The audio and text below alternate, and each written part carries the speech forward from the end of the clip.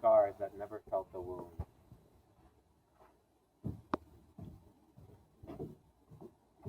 But soft, what light through yonder window breaks. It is the east, and Juliet is the sun. Arise, fair sun, and kill the envious moon, who is already sick and pale with grief. That thou her maid art far more fair than she, but not her maid. Since she is envious, her vestal livery is but sick and green, and none but fools do wear. Cast it off. She speaks, yet she says nothing. What of that? Her eye discourses. I will answer. I am too bold. 'Tis not to me she speaks. Two of the fairest stars in all heaven, having some business, do treat my eyes. The brightness of her cheek was shame of stars. But through the airy regions stream so bright that birds would sing, and think I were not night. See how learns her cheek upon her hand. Oh, that I were a glove upon that hand, and that I might touch that cheek. Ay me, She speaks. Oh, speak again, bright angel, for thou art as glorious as night, being over my head as is a winged messenger of heaven, unto the white upturned wondering eyes of mortals that fall back to gaze on him, when he descries the lazy pacing clouds, and sails upon the bosom of air.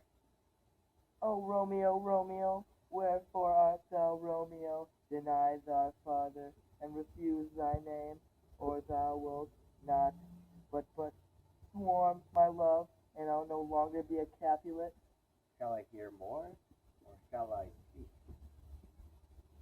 'Tis but thy name, that is my enemy. Thou art their self, though not a Montague. What's Montague?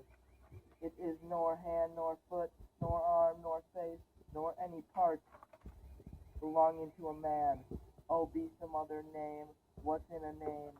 That which we call a rose by any other name would smell as sweet, so Romeo would, were he not Romeo called, retain the debt, that dear perfection which he owes. Without that title, Romeo doff thy name, and for that name, which is no part of thee, take all myself. I take thee at thy word, tell me what I love, and all be new baptized. Henceforth, I never will be Romeo. What man art thou thus bestrewn in that night, so stumblest of my counsel? By a name, I know not how to tell thee who I am.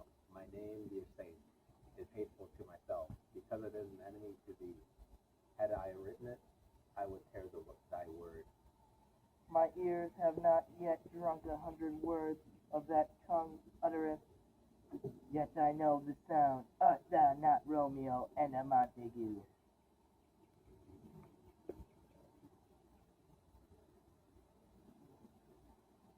Neither, fair saint, if either of thee dislike.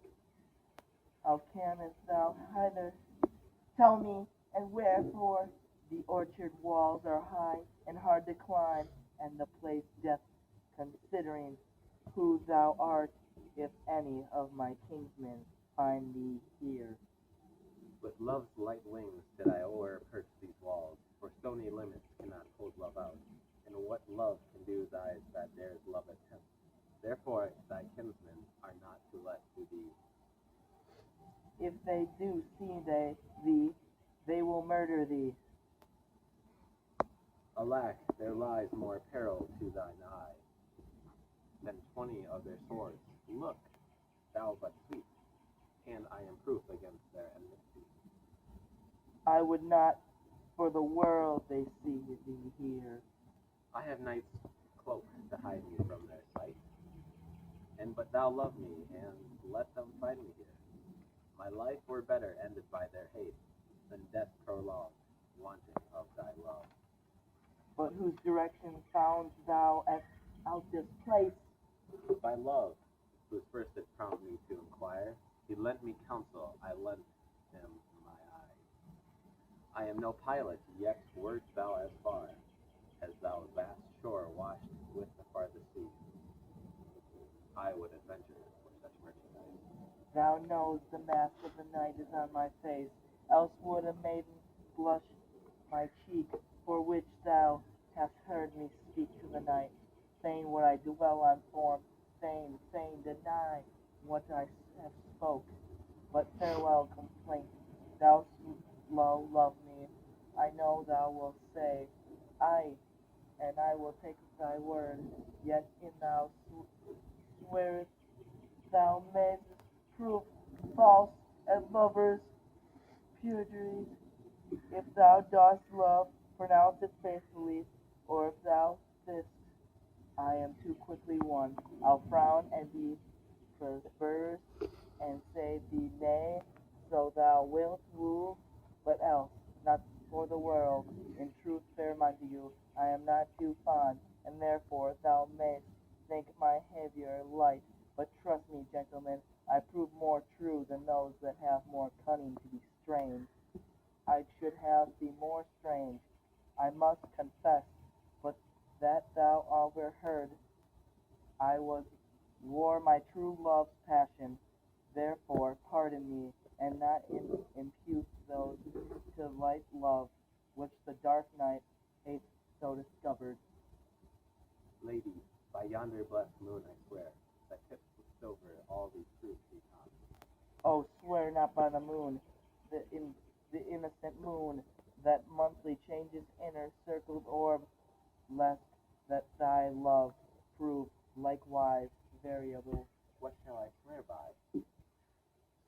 Do not swear at all, or if thou wilt, swear by the gracious self, which is the God of my idolaric strife, and I'll believe thee. If my heart's dear love. Well, do not swear, although I joy in thee, I have no joy of this contract tonight.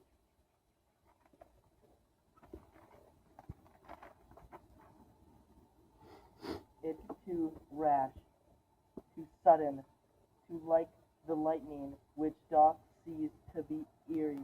One can say it lightens, sweet good night, this bud of love, by summer's ripening breath, may prove a beauty flower when next we meet. Good night, as sweet repose and rest come to thy heart as they within my breast. Oh, wilt thou leave me so unsatisfied?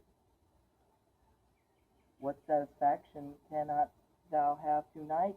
The exchange of thy love's faithful vow for mine.